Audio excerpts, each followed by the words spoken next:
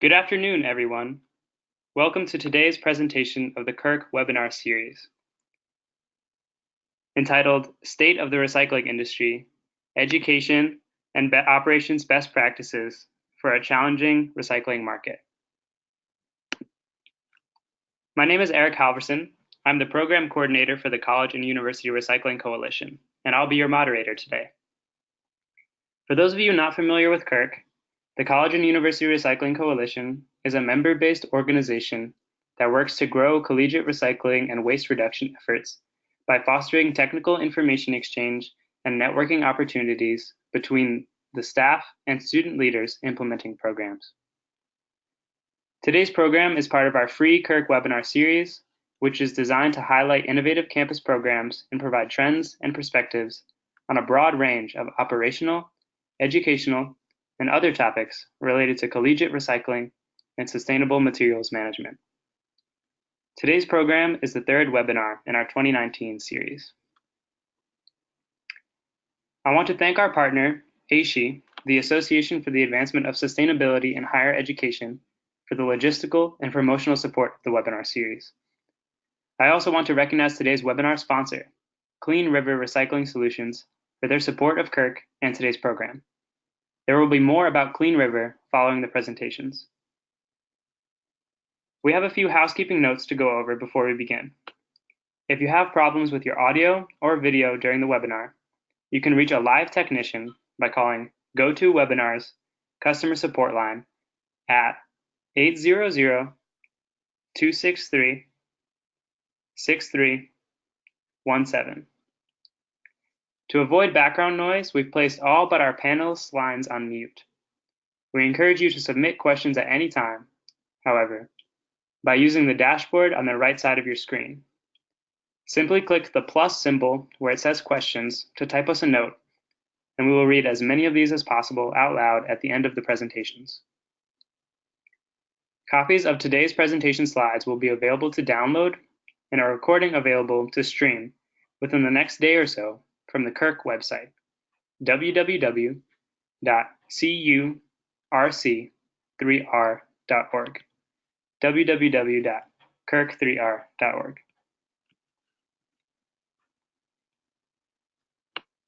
There's no such thing as bad publicity, is how the saying goes.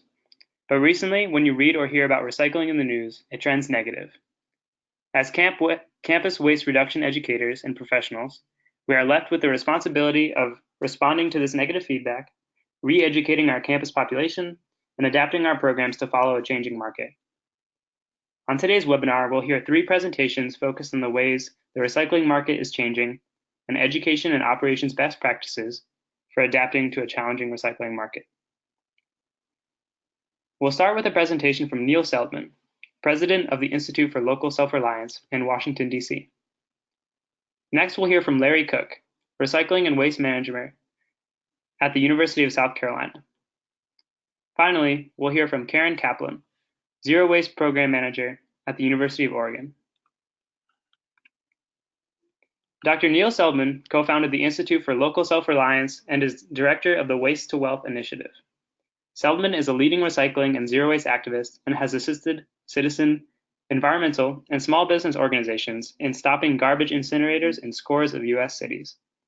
Subsequently, he works with these cities to increase recovery of materials from the waste stream and grow the local economy by adding value to materials through local processing, manufacturing, and job creation. Prior to founding the Institute for Local Self-Reliance, Seldman was a manufacturer of consumer products and a professor of political science. Welcome, Neil.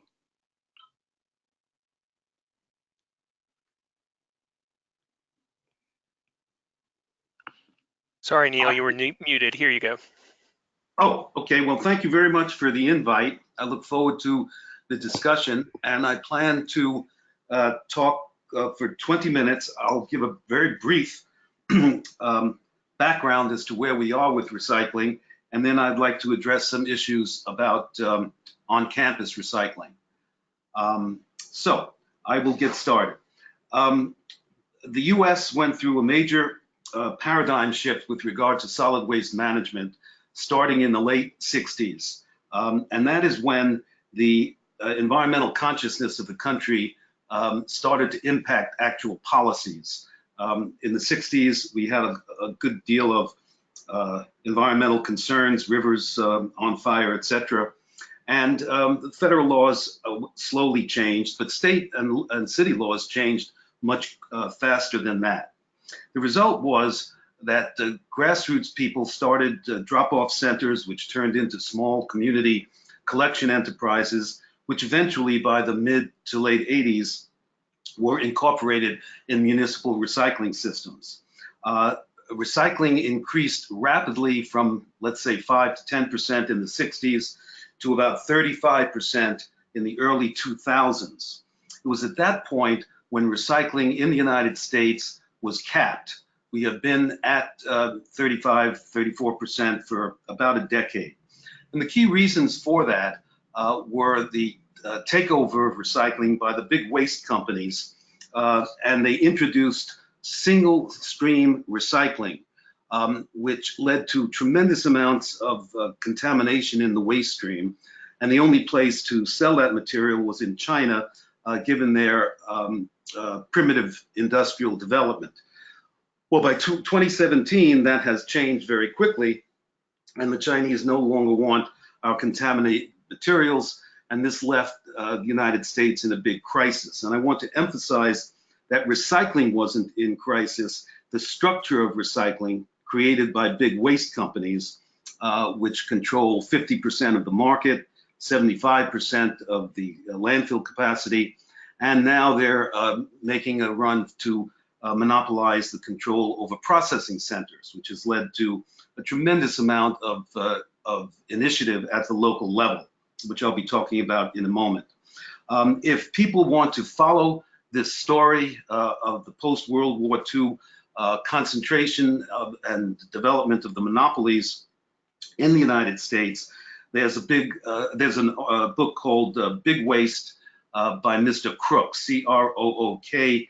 The book is about 10 to 15 years old, and it goes into the history of the criminal startup of some of these companies and the rapid expansion through Wall Street stock manipulation, which resulted in the year 2001 in a $600 million fine for one of the big waste companies. The difference between what happened in 2001 and what happened 100 years before that is that the big monopolies were broken up. In 2001, the companies were fined, but they were not broken up, so we're still living in the same structure. What does all this mean? It means that if you want to have a very comprehensive, good recycling program, you need to separate your recycling from the waste industry. You cannot hire a waste hauling company that makes 60 to 70% profits on landfilling and no profits on recycling. You cannot trust them to do your recycling in a serious manner. Many of the rules that citizens passed in the 70s, 80s, and 90s, mandatory recycling, unit pricing, purchasing preferences, economic development as typified by the recycling market development zones in California. These are industrial parks for companies that recycle, compost, and reuse products. And the state and local governments provide economic incentives to these companies. There are 40 such zones in California, both rural and urban. 2 cities in the United States now are building their own so-called resource recovery parks, Austin, Texas, and Alachua County, 1 city and 1 county. The latest effort by citizens to deal with this, the waste monopoly and the plethora of waste flowing in the country, is to institute bans on single-use materials, bans on particular products like styrofoam products, etc. All of this is important because the recycling movement around the mid-80s merged with the anti-incineration movement, and by 1995, those 2 movements merged with the zero waste movement. So we call all of these strands of the movement the zero waste movement as of right now. So that's the setting, the landscape, if you will, of how we have to approach it, approach solid waste management and recycling. Let me just say, now referring to developments on campuses, campus recycling programs have been instrumental in moving the grassroots recycling movement and as well as the national recycling movement forward. There was really an apocryphal story of the Long Beach, University of California, Long Beach campus back in the late 60s, early 70s. The League of Women Voters in Long Beach convinced the campus to allow them to have a little bit of land to set up a recycling center, a drop-off center. The center was taken over very quickly by the students, elected student boards to run the system. And two people emerged to run that system quite well and develop it into a real enterprise.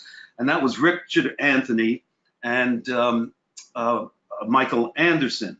And curiously enough, and indicative of the way recycling was going to win the hearts and minds of the Americans, is that Rick was the leader of SDS, Students for a Democratic Society, a left organization, and Mike was the head of Young Republicans on campus, a right-oriented organization. But recycling proved to be the common denominator. And that is an excellent indication that recycling crosses barriers, gender barriers, race barriers, class barriers, and age barriers. Everybody in the United States wants to recycle. It's an incredibly popular movement, supported in schools and supported by a lot of economic activity. There are over 1 million workers in the recycling industry in this country, more than the auto industry, about 60,000 companies, and about $300 billion of annual sales. About 100 million tons of materials are returned to industry and agriculture as a result of US recycling. So when we get to campus, let me just give you a couple of references for people who want to follow up.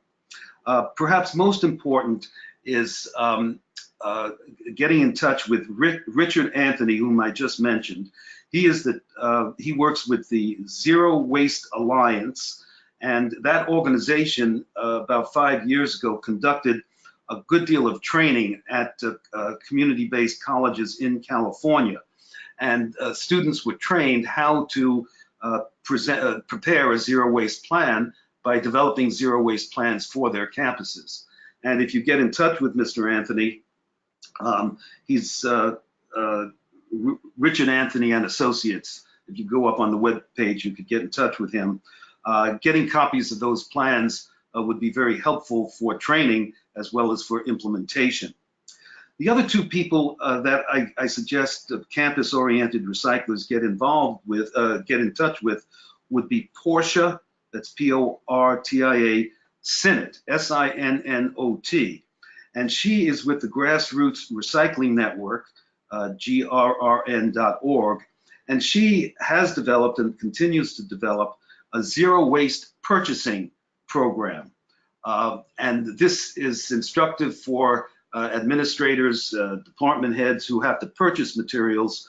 Her work is exemplary in how to go about ordering, procuring products, computers, paper, etc., which have the least impact on the earth and are reusable and recyclable.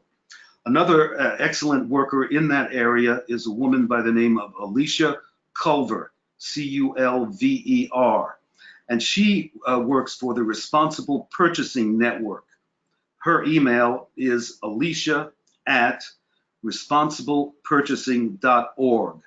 And again, along with Portia Sinnott, she has developed guidebooks for helping procurement offices purchase in the best way possible.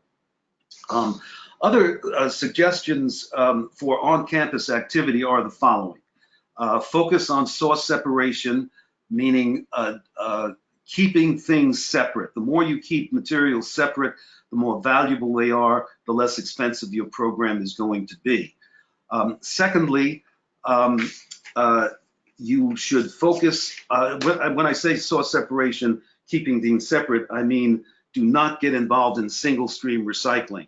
It adds costs to processing and lowers the value of materials.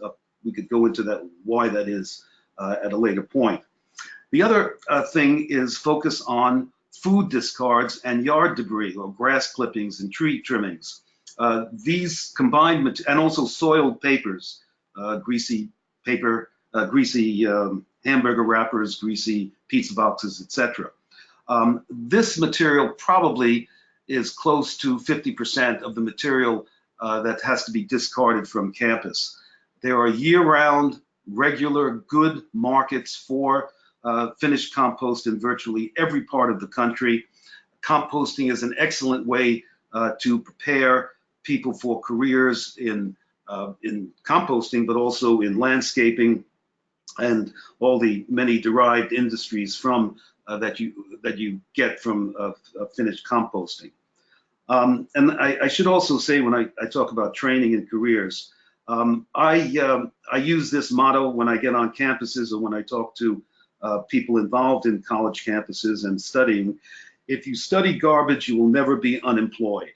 And that's because garbage is the second, garbage and recycling is the second largest industry in the world, second to agriculture. And if you have skills, particularly if you know how a city or a campus can keep materials from going into a landfill or an incinerator, you are a very valuable person. I can tell you that in the early 80s, when we helped an intern get her first job as a recycling coordinator in New Jersey, she was making about $17,000, $18,000. 5 years later, she got a job in San Diego County at 3 times that rate. And that's because the value of keeping things safe and out of landfills has become very valuable. Other suggestions would be to get involved in contests, one dorm versus another, with significant prizes, cash prizes that the winning dormitory can use to entertain themselves, to improve the physical layout of the building, etc. And finally, I think it's very important for anyone getting involved in recycling, composting on campus to analyze the waste handling contract. Even though when you recycle, you sell the recycled materials, you get some money. But the big money in recycling is cost avoidance. And you have to know what you're competing against. So if your campus is paying $150, $200 a ton to get rid of its garbage, that means you have that much. That's a negative value that can work for you to show that, let's say it's $100, that even if your recycling program costs $90, it's still cost beneficial to do that. I usually point to Worcester, Massachusetts as an example of the power of cost avoidance. In 1993, that city went to mandatory recycling, and it also imposed a unit pricing, meaning you pay for the amount of garbage that you put out on the street every week, but you don't pay for recycling or composting. Well, over 26 years, that city has saved $100 million in cost avoidance. They've also earned some money from selling their recycled materials, but that's a pittance compared to the $100 million they saved in their budgets from not having to pay for disposal at an incinerator. There are other aspects. Reuse is very important, particularly during move-outs. As we all know, during move-outs at the end of the term, there's a tremendous amount of waste. Many college campuses put empty dumpsters next to each dorm for people to dump their reusables, clothing, computers, chairs, desks, whatever. And universities and colleges make arrangements for these these loads to be picked up by local churches for distribution to low-income people.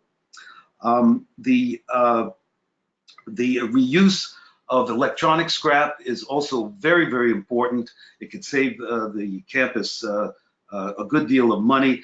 And here again, it is a perfect training program for both people on campus and people in the neighborhood surrounding campuses. deconstructing electronic scrap is a tremendous asset if you want to train hard-to-employ workers, including people coming out of imprisonment, in jobs that are interesting, pay well, and have health insurance. There are model programs across the country, Homeboy Industries in LA, Recycle Force in Indianapolis, that have proven that people coming out of prison, which in this country have a 76% rate of going back into prison, recidivism, that can be reduced by 50%, down to 26%, because these reuse and deconstruction programs train people for meaningful careers and can help people move into good jobs and permanent housing. One of the best programs in the United States, St. Vincent de Paul of Lane County, Oregon, have perfected the development of 6 businesses that are the profits from which are used to provide social services, job training, housing to residents in Lane County. They sell their repaired materials through thrift stores, which have helped reduce the cost of living by 3% for low-income people. Those are the main issues that I think people involved in recycling and waste management on campus can delve into. There are a tremendous number of resources out there. If people want to contact me, my contact information is up on the screen, and we would be very happy to share information. We have 2 programs. You might want to check out our programs on the internet. My Work Waste to Wealth initiative is ilsr.org/recycling. And then my colleague Brenda Platt runs the Community Composting Initiative, which is ilsr.org/composting. And those web pages will provide you a tremendous amount of information about how to go about improving your community or campus recycling programs. The one thing I want to end with is trying to break through the myths that we've all been reading in the mass media as well as trade journals. That is that the Chinese don't want our materials anymore and therefore there's chaos. Well, the exact opposite is true. China does not want our junk anymore, that's true, but they're desperate to get our raw materials, so desperate that they are one of the leading investors in US paper mills, plastic processing plants, and electronic scrap recycling plants. And that is, they're sending their companies here to get clean recyclables, pulp the paper, send the pulp back to China, send the used computer parts or repairable computer parts back to China, and the same thing with plastic pellets. And the material in the US waste stream is desired all across the world. The challenge for us is to produce those materials in a very clean manner. And what we're seeing is as the US recycling stream gets cleaned up, the markets are right here in the United States.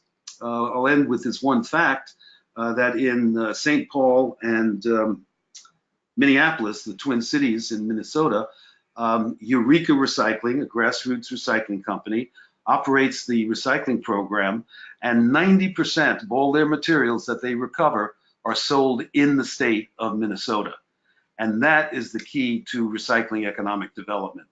The value added stays here, the jobs stay here, small businesses stay here, profits stay here, and local governments, cities can expand their tax base. Thank you, Neil. Now we'll take some questions. As a reminder for everyone else, if you have a question to ask of any of today's speakers, click on the plus sign next to the word question on the GoToWebinar dashboard to type this in.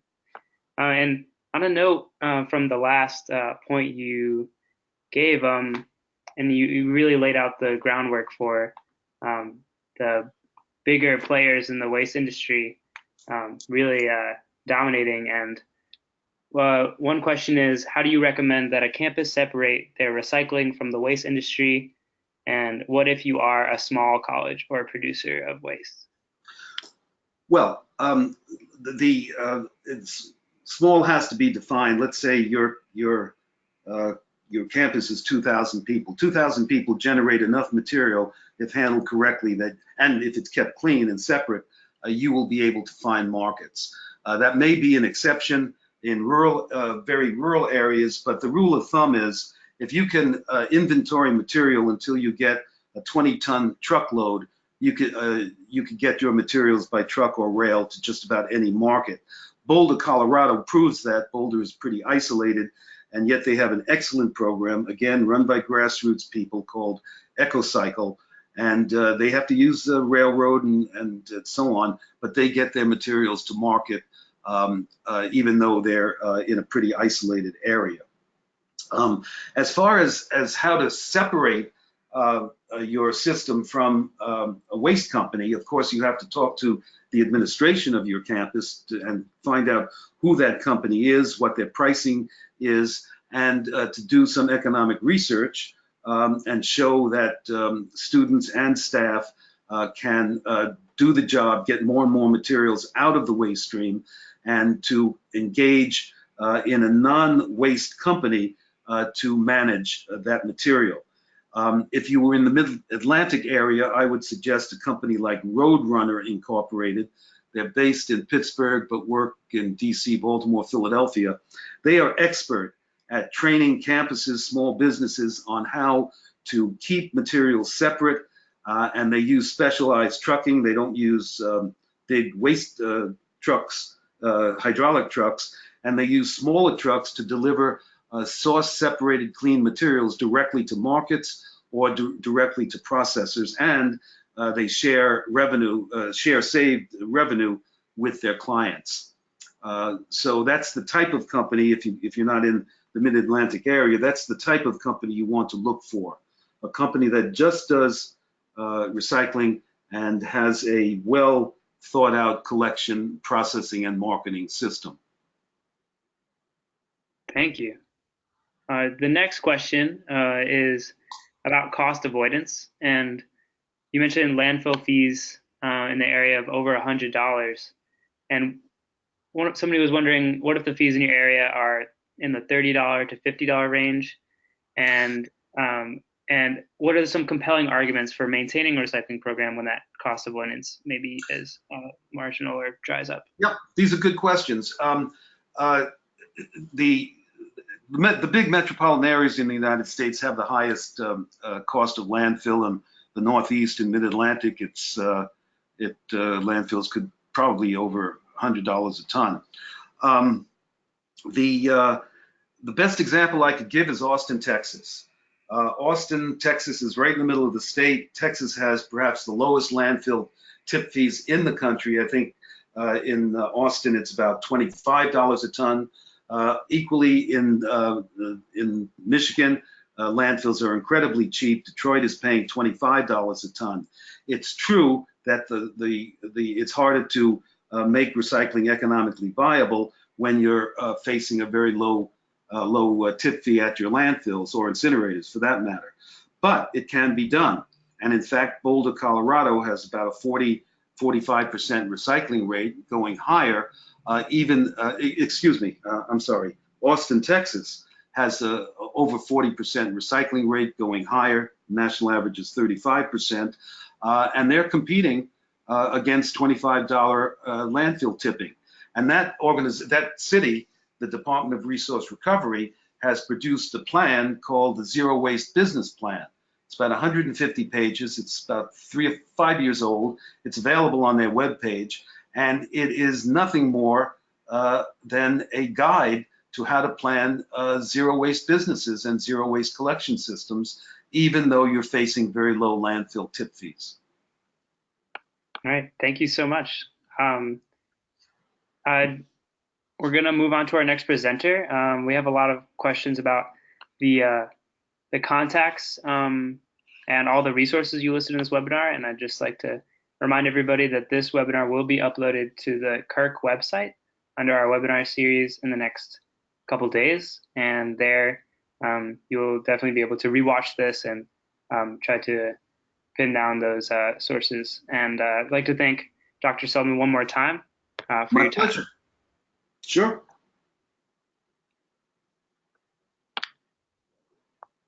Next, we have Larry Cook, a recycling and waste manager in the facilities department at the University of South Carolina in Columbia, a position he has held since 2012. At South Carolina, he has spearheaded many new initiatives to standardize collection across campus, improve educational programming, expand access to recycling, and foster collaboration between university units, especially athletics. Larry joined the CURC Board of Directors in 2015 and served as board chair from 2016 to 2019.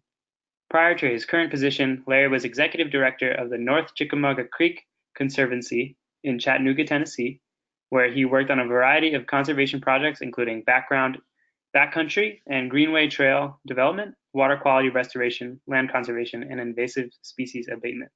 And with that, I'll hand it over to Larry. Hey, everybody. For those of you who've been on a lot of CURC webinars, you'll recognize that I am not moderating, but am presenting today. So I'm happy to do that today. So thanks, Eric and CURC. A little bit about the University of South Carolina, just size-wise and everything. We've got over 30,000 students, over 6,000 faculty and staff, a 400-acre urban campus, and around 200 buildings that we service through our program. And you know, the general theme of today's webinar is adapting your program specifically to meet the current market conditions, but I'm going to talk a little bit about where we've come from in our history. So we started a recycling program on campus in 1989 with just office paper. I was not around at the time. That flying green recycling truck was our original recycling vehicle, which was a 1995 step van that we have thankfully replaced. But by 2011, we kind of had a stagnant recycling rate. We collected dual stream within buildings. So we had commingled containers and mixed paper. And then outside the building, we had corrugated cardboard dumpsters and glass drop-off sites. So the university hired a contractor, Resource Recycling Systems, to make some recommendations for improving our program. And some key recommendations from that report were to establish effective branding and a unified campus-wide approach to making recycling happen. And I include this next one really kind of as a joke. Neil's comments earlier about single stream, they actually recommended in 2011, 2012 that we convert over most of our collections to single stream, and they actually included this quote that this would not result in any significant reduction in collection expenses and with only a minimal reduction, if any, in program revenues. Now we all know that that is not true, but that recommendation did actually solve some problems for us. One is you can see on the left side of the slide, we've got how our setup was with a little bit of random recycling bins and trash cans. And part of this was just lack of attention, but part of it was the way that we were collecting. We had two people who would go through the buildings once a week and get what they could. The custodial staff did the garbage collection, and it wasn't really coordinated. And so what switching to single stream, this was in our library, actually did for us is it really improved the appearance of our collection. So we got less complaints about recycling overflowing because there was more access, and the bins just looked better, and it wasn't quite one of everything everywhere. And we really saw immediate improvement. Waste audits from before and after our switchover in the library showed a 50% reduction in the recyclables and the trash. And it really upgraded the appearance of everything. So like Neil said, the greatest benefit we saw is cost avoidance. We estimate that it costs us about $64 a ton to send things to the landfill. That includes our labor and of just the hauling. We're a self-hauler for trash, but we were making money on cardboard, on mixed paper, the tiniest bit of money on our bagged, commingled, and single stream material. And we had a partnership with the city, so we didn't pay anything for our glass, and they were just drop-off sites. But you know, the changes were coming because we kept getting complaints from our recycler about the bags, that we had to get it out of bags, but we didn't really have a place to do it. So May 2nd, 2016, our recycler finally dropped the hammer and said, no more bags, no more glass, and they rejected our load. And our load, it was 3 30-yard containers of bagged material. So we brought the load back to campus and went into a parking lot and started debagging the material. But once we started pulling or emptying the bags, we found there was some glass, there was other contamination. So we were trying to provide the material that the recycler wanted. And at that point, they didn't mind the aluminum, steel, and all plastics to be mixed together. And they didn't mind the paper all mixed together. But we started separating that out and pulling out the contamination. And you know, there are plenty of, you may be listening to this and be thinking, you're crazy. And lots of people told me that, and I actually feel that that was the case. But I really felt strongly that we had essentially a contract with our campus where they expected us to recycle the stuff that we collected. And you know, the other side of that is I feel like they have a contract with us that they should only put recyclables in the bin. I'm working on figuring out ways to enforce that right now. But we started doing it in a parking lot, and you can see the top picture. That was the first load that we're going through. Then we kind of improved it. We got a paved parking lot, put up a tent. You can see that pile of bags, and those are day laborers who are helping us sort through. And the way that we did it at first, we found some surplus folding tables. We found some bread racks that had not been taken back, and just started dumping bags and sorting out. But we're just doing glass, mixed containers, and paper at that time. So these are just some pictures to show you the scale of this problem. You know, so that pile is about a ton of recyclables. It's dark because we had to start early in the morning to figure out how to get through this and not let things build up. Just another view of the early operation.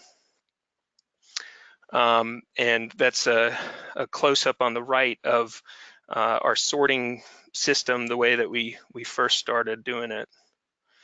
And I mentioned this first started in May, and this slide says 8 hours later we had it all cleaned up and put in our roll-off containers. But May is slow for a college campus. So this grew into a 2-year process where there'd be weeks that we wouldn't even get down to the bottom of the pile. It was not a sustainable sort of operation, but we didn't have the infrastructure when we came to crisis, so we were just kind of flying by the seat of our pants. But here are some numbers. We collect about 700 tons of bagged recycling annually that has to be sorted through on our campus. And this is the way that we figured out to remove ourselves from the waste industry, is to bring it onto our campus. That's an average of 5,000 bags per month during the school year that have to be opened and sorted. And home football games really kind of increase our volume, so we add another 6 to 8 tons per home football game that we have to get through. So what did we need? Immediately, we needed a different space to do it in. It didn't matter the elements weather-wise. We were outside, uncovered, and if it was raining, we got rained on. If it was cold, we were cold. If it was hot, we were hot. And we had one extension cord that had to be run off another building. We didn't have any access to water.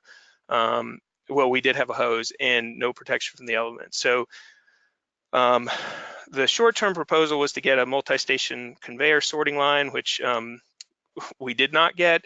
And then long term, our thought was that we really needed to operate a small pre-sorting mini MRF on our campus to deal with the volume, because we went through contractor after contractor. We've got 2 big recyclers in town, and neither one wanted this material, and so we were really pretty stuck. But these were the kind of some of the things that I used for my justification. This crisis of our operation was really something that fit right into our sustainability initiatives and goals on campus. The president was a big supporter of sustainability. We had, it didn't work on this slide, but there are several published sustainability goals that involve waste and waste reduction, and to not figure out how to make it work just was unacceptable for our campus culture, even though it ended up taking a long time to figure things out. And you know, we had some survey data from students who listed waste and recycling as the most important sustainability issue on campus, and renewable energy second. And of course, this is somewhat biased because you know, if you ask anybody who doesn't know that much about sustainability, they're probably going to think to recycling first. But anyway, that indicates a level of awareness. And 31% wrote in that some variation of recycling improvements or more focus on recycling would help our campus to become more sustainable. And then just generally, and this is kind of an old statistic, but almost 70% of college applicants say that a college or university's commitment to sustainability would influence their decision to apply or attend the school. So we really felt like we had support from our campus. We just had to leverage that into something that made our lives a little bit more bearable. So in 2018, we were able to build this 3-walled steel building, and we did all this on the cheap. It was all self-funded through our department.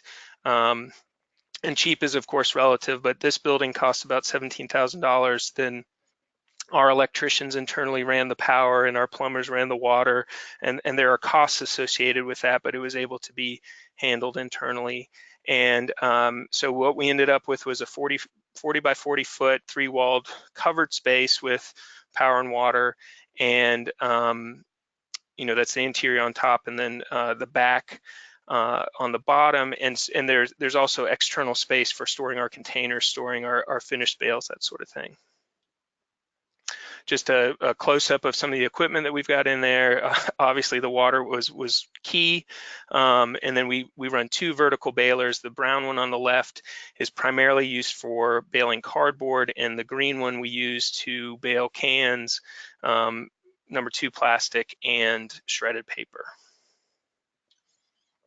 So this is just kind of a view of what we deal with on a regular basis, and this is still all staffed with temporary labor. So full-time staff bring the material in, and then we use temps to sort, but they're permanent temps is what we like to call them, instead of the day laborers. So that relieves some of the training issues. One of the real struggles when we were using day laborers is that we had to retrain them on sorting every time they showed up, and even if we had good ones, they just wouldn't continue to show up. So we use these laundry sorting tables, the blue ones, to dump the material, and we had our plumbers install a drain in there so they don't collect liquids that there's drains into a bucket and then we dump out. And then we have each of these bins, number 1 plastic, number 2 plastic, steel cans, aluminum cans, mixed paper, glass, cardboard, and trash. And I say that's a slippery slope because at first, when we had our first rejected load, we only had to do glass, commingled containers, and paper. Pretty quickly, they told us that the metal and the plastic couldn't be combined, and so we had to add those separate bins. And then pretty quickly, we had to separate out the plastic, and then we had to separate out the metals. And at the same time, you know, the silver lining to this is that we are creating that quality product with very, very low contamination. And it's really helped us to focus some of our education efforts, because we can kind of tell where material is coming from, and if contamination is particularly high there, then that can help us to focus those efforts, although we still do have contamination issues. So once we sort it out, we bale our cardboard, although the majority of cardboard that we remove from campus is in our 8 cubic yard dumpsters that we self-haul directly to the recycling center. We don't bale everything that we collect. Number one plastic, which is hand sorted, we fill about 14 cubic yard containers and haul those directly to our recycler, and they bale them. Number two plastic is a much lower volume, so we bale that on campus in the green baler. 3 through 7s right now we are landfilling, and our emptied bags right now we landfill. Steel we haul directly to the metal recycler. Aluminum we bale and take to our recycler. Glass, we have a partnership with our county, so we haul that directly to them, and we are not charged for that. And mixed paper we combine into our weekly mixed paper route, which we haul ourselves in a small rear load truck. And shredded paper that we collect on campus, we don't actually shred any of it. We bale that and then take that to our recycler. So a couple next steps, we really need to continue to work to educate our campus to reduce contamination. It's a great thing that we get rid of most of it, but as Neil mentioned, if you don't mix it together, then you don't end up with damaged materials, and we're still damaging a lot of materials, specifically paper.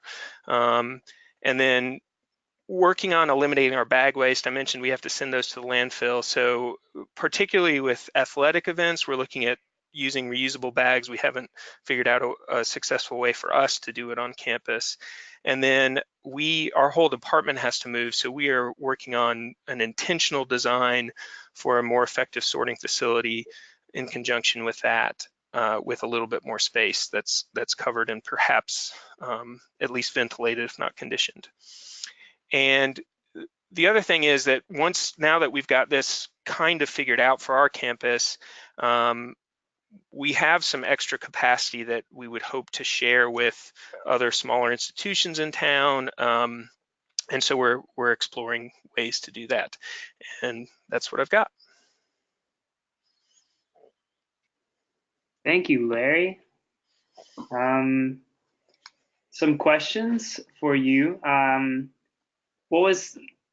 People are wondering about what was the cost of the switching to debagging and sorting in-house at your university, and along with that question, I guess the cost would be how many temps work there, and like what is the schedule like for that sorting?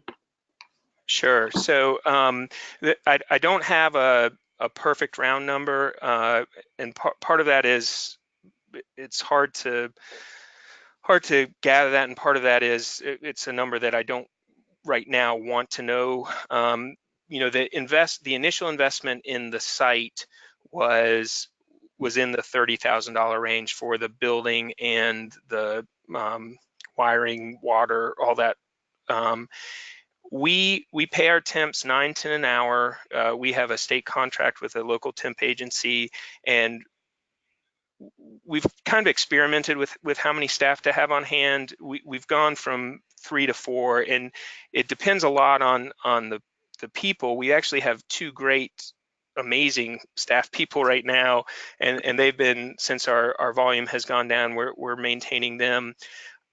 I will say that we've requested a full-time supervisor position, which would be in the $30,000-$35,000 per year range, because the volume kind of changes daily even, but definitely seasonally.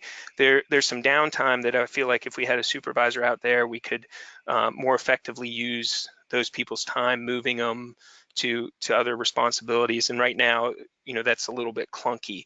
So my goal for staffing would be that supervisor and then probably 3 temps, and we would use them maybe 3/4 of the time for actual sorting, and then put them, we also handle universal waste, so maybe the rest of their time we'd put them in dealing with lamps and batteries. Okay. Oh, and one last quick question. Somebody asked you this last exploration into sorting capacity at local institutions. How would you approach that, and kind of like looking to offer that as a service? So kind of just word of mouth. We have 2 historically Black campuses within Columbia, and then we've also worked some with our local community college on helping them develop their program. So really what I'd like to see is that we don't charge for it. If you can get it to us, we don't charge for it until we reach the volume that we think we can handle. There's like I said, I want to keep my guys busy, so if it just kind of fits in with the rest of the stuff, that's the way we do it. But it's just going to be an approach, kind of word of mouth, when I think we're ready to do that. Okay. Thank you, Larry, for your time. You're welcome. Next, we have Karyn Kaplan,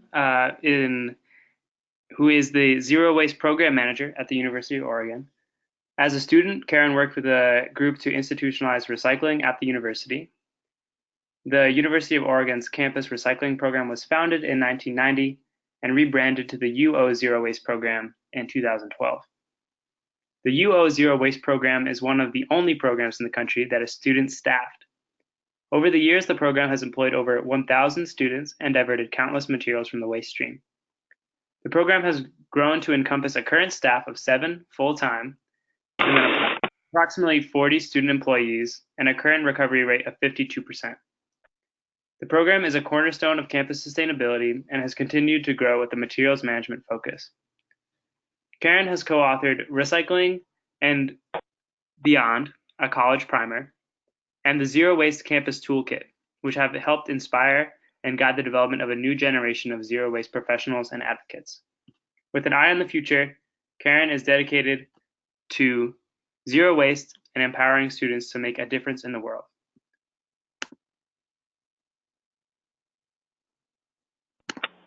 Right. Take it away, Karyn. All right, is that my cue? Thank you so much for inviting me to participate in this webinar, and I really appreciate all the presenters and, of course, everyone who's attending the webinar. One of the things I think of as I listen to everybody speak is that all of us are part of something that's much bigger than ourselves, and I know that I wouldn't be sitting here right now if it wasn't for every single one of us contributing to make this thing work. The fact that, we started, that recycling is really an unusual thing in that it started as a grassroots thing, is now a multi-billion-dollar industry that employs over 1 million people in this country, is incredible. So I see every one of you as a hero, because these efforts have really made a huge difference and helped to shift society. It's just incredible. So today I'm going to talk about a bunch of different things. I'm going to talk about the U of O recycling, I'm going to talk about the changing markets, and then I'm going to give you some of our best practices as well. So to start with, Karyn, before you start, maybe you could accept, there should be an invitation to accept to share your screen as the presenter. Uh-oh, you got to hit it again because I just deleted that. Okay. Sorry about that. I can recycle, but I'm not technically astute. So do you have to do that again?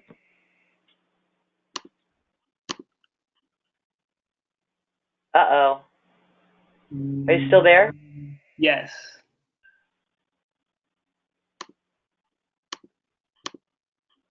Sorry for the technical issues. Uh-oh. Okay.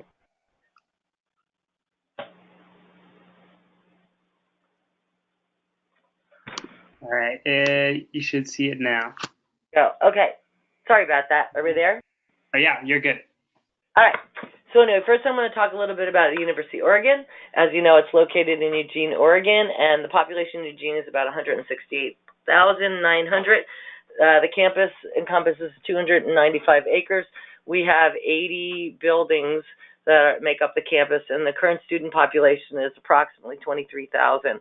The total population of faculty and staff is about 4,500, and so the total campus population is about 27,500 individuals.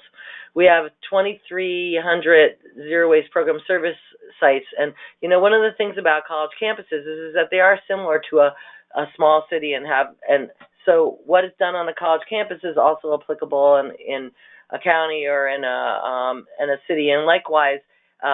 Being that a college campus makes up such a large part of a community and is a city often within the city, it invites a lot of opportunity for partnerships, engagement, and sharing resources. So I want to talk a little bit about the U of O Zero Waste Program. As with many, many college recycling programs, the U of O Zero Waste Program was initiated in 1991 by students. It has grown, and so now we're about 29 years into it now. We've employed over 1,000 students in total, not to mention all of the volunteers, academic interns, and interactions we've had with students along the way. So it really, really adds up over time. We are staffed by 7 full-time staff, which is me as the Zero Waste Program Manager. I have an operations manager who we kind of stole from Auburn University, which is Donnie Addison, and he was a student and started the recycling program at Auburn University. An administrative services manager, 2 zero waste coordinators that manage actually the materials. I have a compost and zero waste events coordinator and an education promotion coordinator as well. Currently we have about 35 students. It fluctuates. It goes up to 40. Everybody can work a maximum of 25 hours a week, and so that's constantly changing as people move in and out. Most of the students are focused on operations. We have 15 different scheduling locations for students, and we also have a small student staff that helps with education and administration, and we have a graphics intern as well who's working with us. With the administrative stuff, our student we track things. We do barrel counts, we do tracking. We're constantly analyzing the waste stream. We're tracking the materials.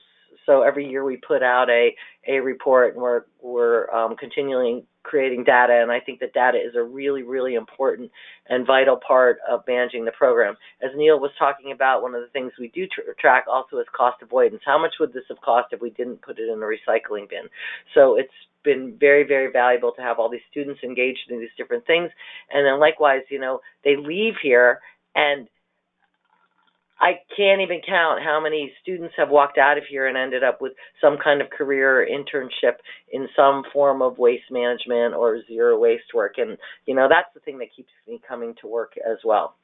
So our program has evolved, and finally we landed under the facilities program, and all the waste functions are siloed. So that's been very, very difficult because they've always looked at zero waste and recycling as something that has been some kind of politically correct, feel-goody thing.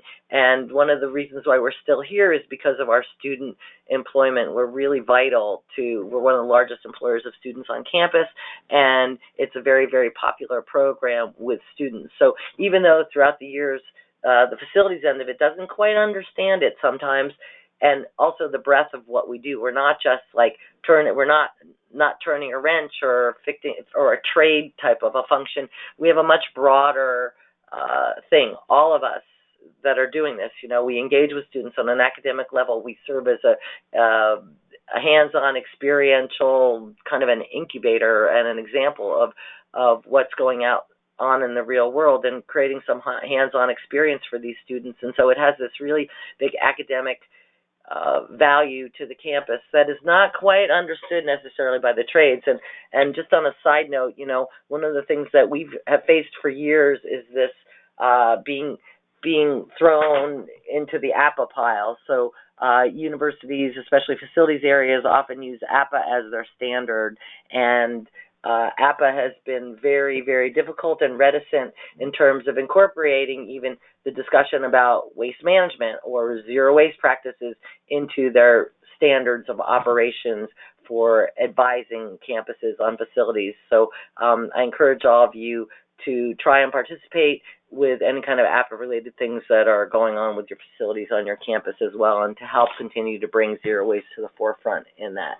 So our facilities are our programs are siloed, and it's crazy because I've wanted them for years to look at this whole concept of waste management, and I think that we're finally sort of getting there, where the zero waste operates separately from garbage services. We have in-house garbage program, and then the custodians pick up garbage inside the buildings, but they don't deal with recycling. We've learned that we're glad that that didn't happen, that we've tried endlessly to show that that's an efficient way of doing business, because the little bit that we've done with the custodians is they throw our recycling in the garbage. So we have changed our focus to really trying to work on the garbage side of things and to try to bring the garbage into the zero waste program, and so we would be managing solid waste and zero waste as well. We are a multi-funded program, which has really turned out to be a great thing, because not one thing can pull the plug on it and the whole thing would fall down. And so this has been a really valuable part, because over the years we've had different political challenges, and we have funding through the administration, but we also have the student government gives us money every year. We get materials revenues. We do charge outs to things that are auxiliary locations, and we also get funding from a campus vending contract as well for the waste that's generated. We do that through 2 contracts, and the biggest one is the beverage contract. So that's been highly successful as well. So now I guess that I need to adjust my fact from the first slide is that we have over 2,500 pickup points, and we have trended over 50% for the past 6 years. And that little thing in the right-hand corner of the photo is of some students. We created a landfill cemetery, which is a really fun, great educational tool and display that's been really great to put out. So the thing about us is that we have always had a dual stream collection and never went commingled. And one of the things I noticed when Larry was talking is that he referred to commingling as bottles and cans. And I think that that's kind of a confusing thing is when we're talking about all these different things is that we all refer to things a little bit differently. The way that we refer to it is that we retain a dual stream collection, and we've never gone commingled. And, you know, one of the things is that, you know, there's different ways to look at this from a business perspective. And one of them is, you know, the financials. And I really appreciate the concept of looking at cost avoidance. What would this have cost to throw in the garbage? How much does it cost currently to deal with our garbage? What's the cost of managing waste as well? But internally, within our program, ever since the beginning, is that we also have valued a high environmental standard. And this is one of the key reasons why we have never, ever gone to commingling, because we could see the writing, or single stream, because we could see the writing on the wall that it was just creating a lot of contamination and people were just using it as another garbage can. And I don't know how we came to that, but it's been a very vital part of how we are navigating market fluctuations and change in administration, et cetera, et cetera. So we maintain a dual stream collection. And the other thing is that we have never, ever used disposable bags. And this has been an incredible thing for us, too. As we look, you know, in hindsight here, these were things we did without really thinking of it in a broader-based situation. But you know, I did a little calculation. So right now, the custodians spend over $60,000 in plastic bags annually. We've been in business for 28 years. If we were spending $60,000 a year on plastic bags, it would have been, we've saved over $1 million in bag costs, and we probably haven't invested $100,000 in this. We use a company called The Bag Connection, which is out of Dundee, Oregon, and they created a poly bag that is made of recycled content as well, and is reusable, it's washable, and when they rip or decompose or something like this, they go back to the Bag Connection, and then they remelt it into their feedstock, and so it gets completely recycled. And we've worked with them and designed bags that fit our needs. And so essentially our program started out with garbage cans, with galvanized garbage cans, and then through campus construction projects, and we've designed a unit that we've been able to get buildings to pay for in campus construction projects, which is amounted to, at this point, over $100,000 in equipment that has been paid for by buildings in these really nice recycling units or zero waste stations, we call them, that have been popping up as well. So the reusable bag thing has been worth its weight in gold. We don't put any bags in our paper. So right off the bat, we just dump into, in our service, we dump it into a barrel, and then we invented a leak-proof bagget that has a waterproof material that collects the liquids, and then we are switching them out at least quarterly in if there's bugs or something like this, and that's for the glass, metal, plastic jugs and bottles collection, and you get a lot of beverage containers in there as well, and that has been hugely successful for us. It's saved us a lot of money, and then the other part of this is that we don't have to debag anything, which is also another labor cost.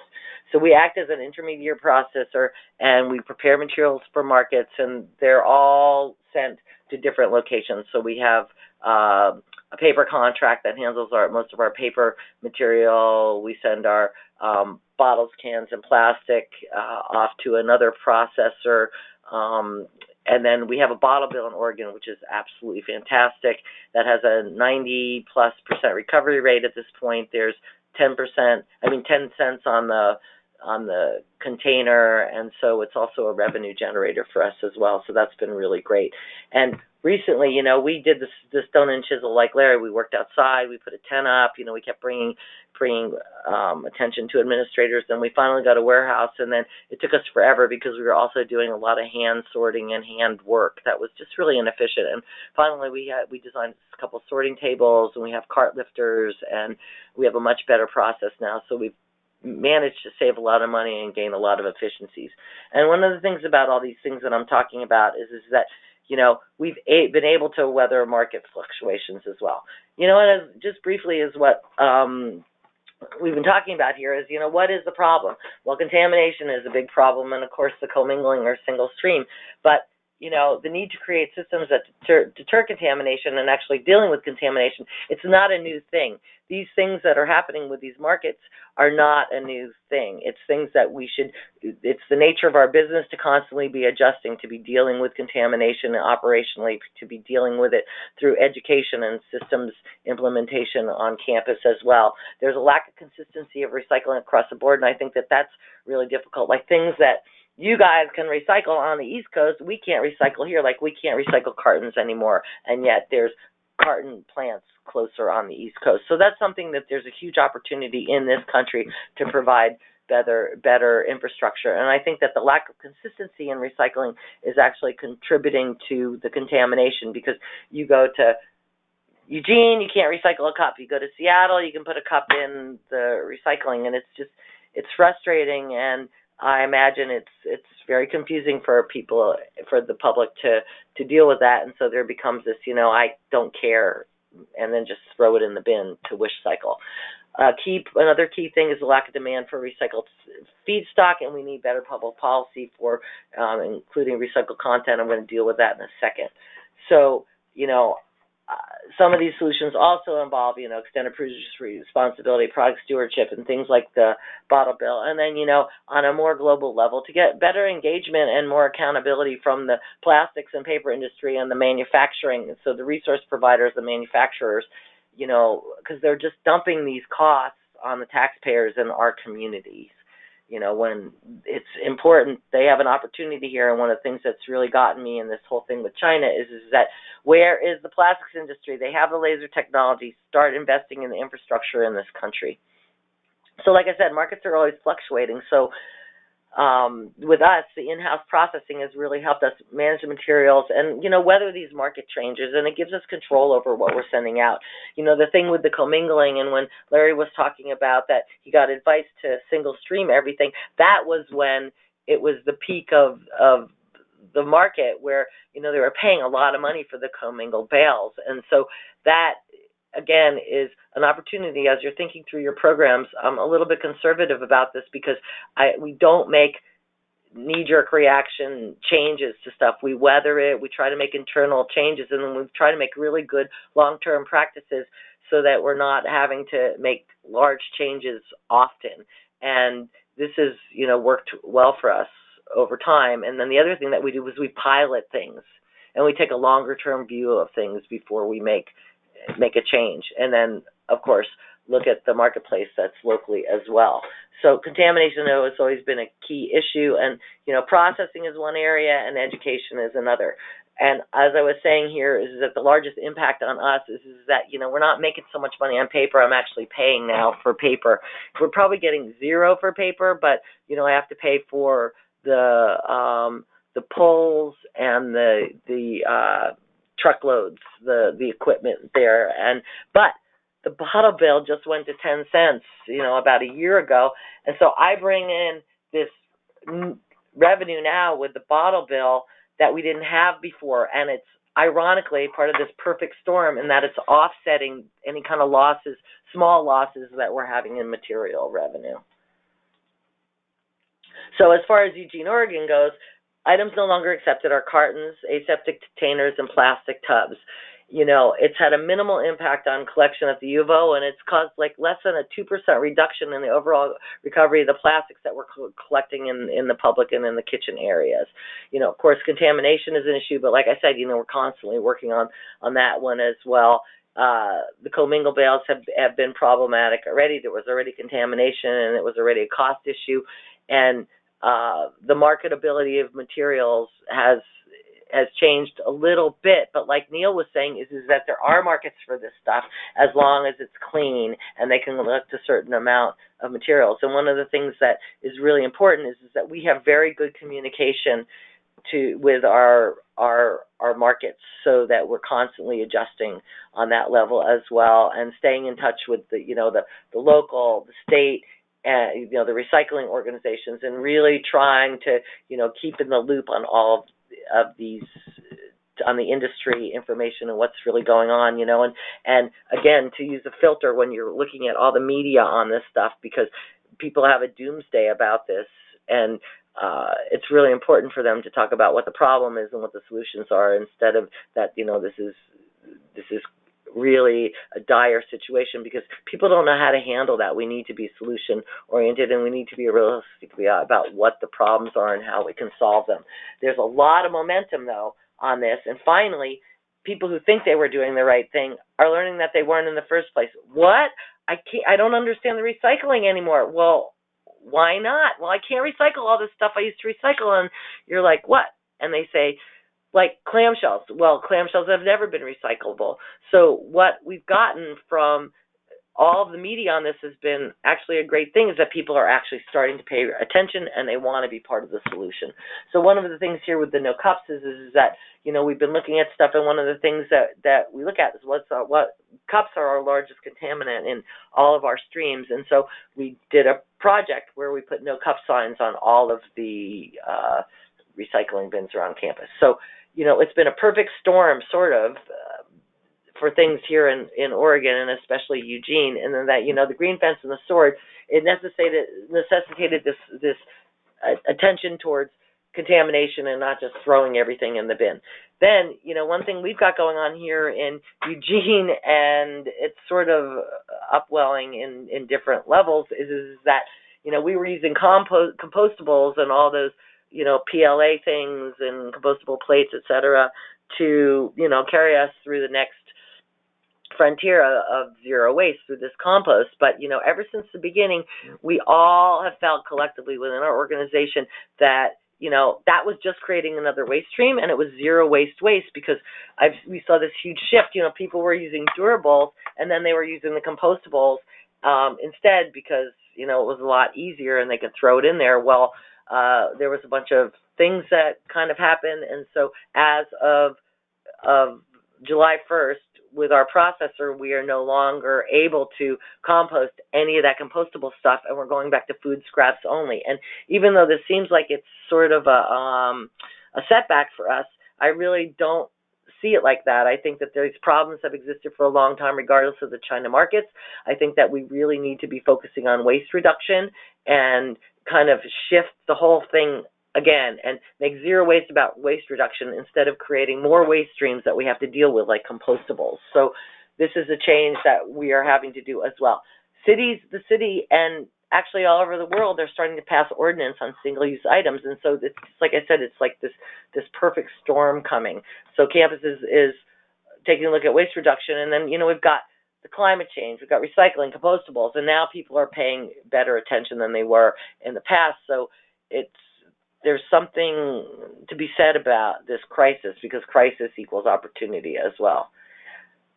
Here is what we're rolling out. These are our signs: garbage can, glass, metal, plastic, bottles, jugs only, paper, office paper, newspaper, paperboard, magazines, and then these yellow signs are what are on the bins. All this information is internal and things that we send out for people for stronger understanding of what the guidelines are. These are included in our materials handling list. They are posted in a couple of different areas on campus as well. And so, one of the things we did was we studied signage, and we found that photographic signs are so confusing. People, it takes people gazillions of a second to toss something in bins, so we're trying to capture their attention so that things will jump out and be really as easy as possible to understand, and we think that this has been successful as well. So I want to go back to that. And so we color-coded it, and then each of those logos is different, has the material that's supposed to go on there. Here's our waste diversion. As you can see, we've been over 50% since 2012, and things like the 59% that you're seeing there is, that was a year that we had a really bad storm and we had a huge amount of organic waste. So we analyzed this every single year. And then plus something else that's worth noting is all this is on our website, which I'll show you at the end, and you can look at all the materials too as well in a breakdown of this. So plastics and single use has become one of the poster items for this whole China thing. And again, all of these things have upwelled as a result of the China thing as well. Whereas, really less than 10% of all plastics were recyclable in the first place. And so it's a lot bigger issue. Even though the single serving stuff is getting a lot of attention, it's really important that we're dealing with this. So, crisis equals opportunity. We're getting a lot of media awareness. It's opening some doors. There's a lot going on a local, state, national, and global level in terms of addressing the plastics issue. And plastics, you can't avoid it. It shows up everywhere. If you're on vacation in Bali, the whole beach is covered in it as well. So people are paying attention. And so one of the keys here that we're really pushing hard on is this concept of having recycled content products, and not only buying recycled content products, but taking that the next step, eliminating plastic. And we're really working hard to promote use of paper products that are made with recycled content. So there's a whole bunch of stuff that Eco Products is putting out now. It's called the Blue Line. It's the blue line instead of the green line, which is the compostables, and it's items that contain recycled content, which is essentially creating the demand for recycled feedstock that we're producing worldwide. So U of O, the opportunities and initiatives, we had dual stream. We banned polystyrene, styrofoam at all food service locations in 1988. The students did that. So that's something that I don't have to worry about, even though we're trying to pass that on the state level as well. There's a big push on refillable drinking fountains, so that's noticeably reducing the bottled water thing. We've incorporated the zero waste systems into all campus construction standards. So not only is the equipment part of that getting in there, but it's giving us a chance to work with projects and building users and building managers, to talk a little bit more broadly about our system. And like I said, we've already funded over $100,000 in equipment from campus construction. So we also have a big opportunity to engage students and have them work on solutions and advocacy. And so, like I said, waste reduction is really an important necessity here.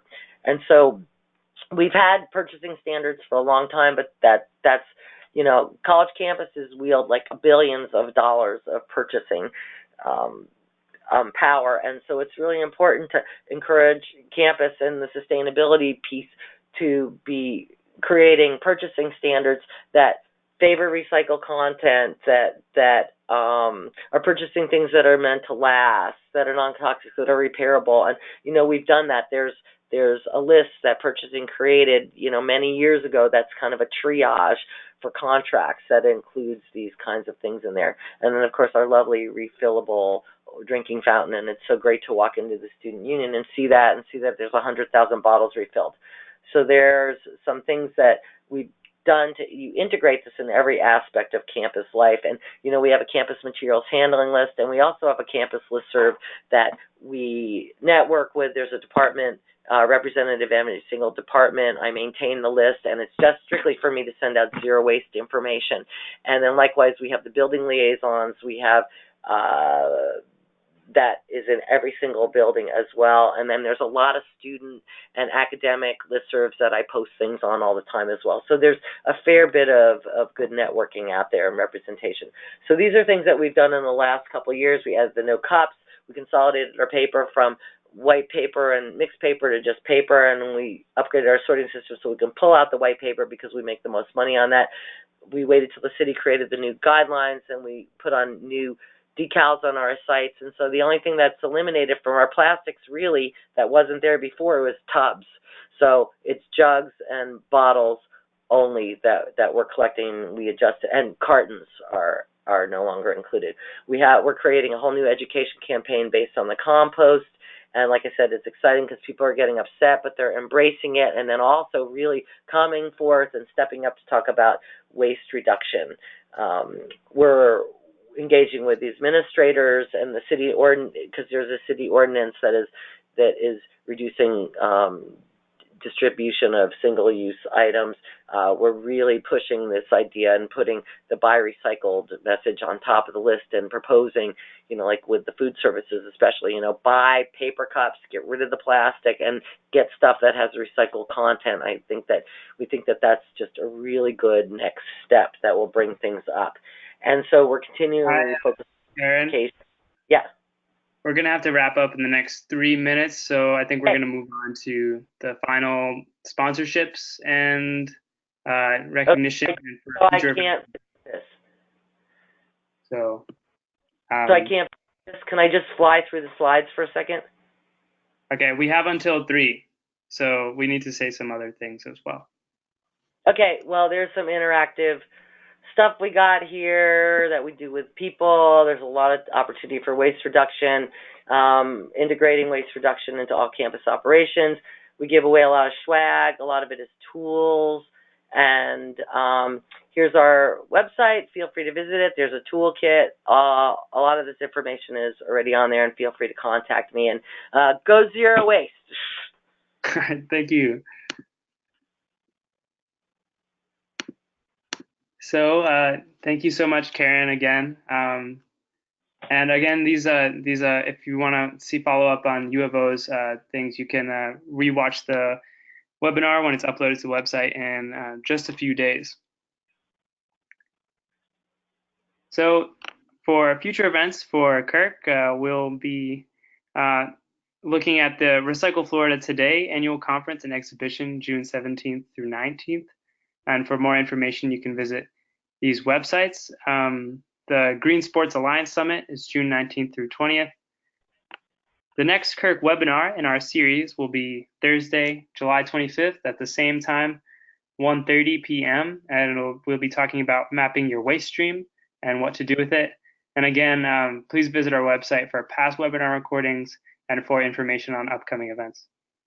And finally, the CURC Campus Recycling Workshop will be at ASHE this year, Sunday, October 27th from 8:30 a.m. to 4:30 p.m. If you will be attending ASHE, we would love to see you in attendance there, and you can register through the link provided. We want to thank Clean River Recycling Solutions for sponsoring today's programs. Clean River offers customized recycling solutions that are unique, innovative, and tailored to meet not only your current needs, but those you may face down the road. It's called being future ready. With over 29 years experience to create forward-thinking programs that deliver proven results, Clean River is ready to assist as you work to adapt and improve your campus recycling program through culture change, communication, and effective collection. Their subject matter specialists can help you choose the right infrastructure, messaging, and signage. Clean River's entire lineup of products is designed to adapt easily when their purpose needs to evolve. So for more information on that, visit their website, www.cleanriver.com, or call 1-866-490-1000. 9631.